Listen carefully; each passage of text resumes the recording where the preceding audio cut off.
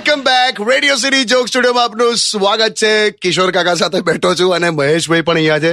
મહેશભાઈ Facebook ખોલીને બેઠા છે. શું કરે છે શું તું? અરે આ જીજુ આપેલો ફેસબુક ઉપર મારો જે પ્રોફાઇલ ફોટો છે ને તે એને આમ સુરક્ષિત કરું છું.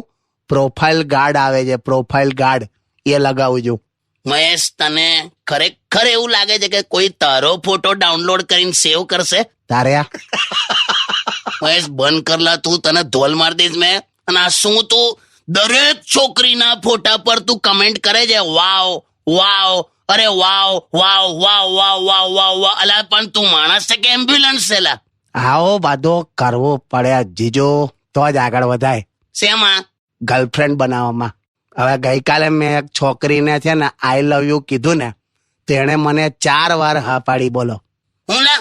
તારે આ જો આ મારું આઈ લવ યુ લખેલું છે અને એણે 4 વાર મને હા પાડી. જો હા હા હા હા.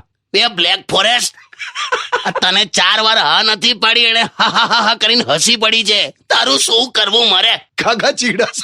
પણ હું છે ને મહેશભાઈની સાથે છું. મહેશભાઈ, જીવનમાં એવું કંઈક આમ આશિકી જેવું એવું કંઈક કામ કરો ને આમ કેમ તમે આમ યાદ રહી જાઓ. શિરી ફરાદ, લેલા મજનુ જેવું. હા ખરેખર જીજુ, મારે આમ દુનિયા મને આમ યાદ કરે એવું કંઈક કરવું છે.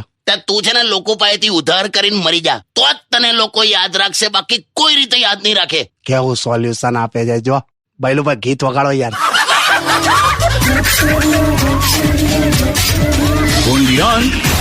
Radio